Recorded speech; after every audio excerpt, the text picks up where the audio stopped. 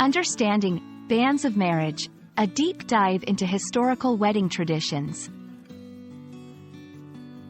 Hello and welcome to today's lesson. We are going to explore an interesting and historical phrase in the English language, banns of marriage.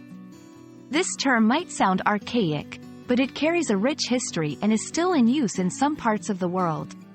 Whether you're a language enthusiast or planning a wedding, understanding this phrase is both fascinating and useful. The banns of marriage, pronounced like banns, refer to a public announcement in a Christian church, declaring the intention of two people to marry. This tradition dates back to medieval times. The primary purpose of the banns was to provide an opportunity for anyone to raise a legal objection to the marriage. The banns were typically read on 3 consecutive Sundays or holy days, hence the phrase, to publish the banns.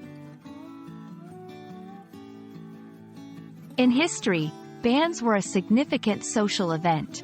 They served as a community check against forbidden marriages. Prohibited marriages included those where one party was already married, they were too closely related, or if there was another legal impediment. The banns allowed time for anyone who knew of such impediments to come forward. In modern times, the practice of announcing banns has declined, but it's still observed in some Christian denominations, especially in the Anglican and Catholic churches. In these cases, the banns are a formal part of the marriage preparation process and are often seen as a beautiful tradition linking the couple to their community and faith. If you're in a church that still observes this tradition, the process usually involves visiting your local church and speaking with the clergy.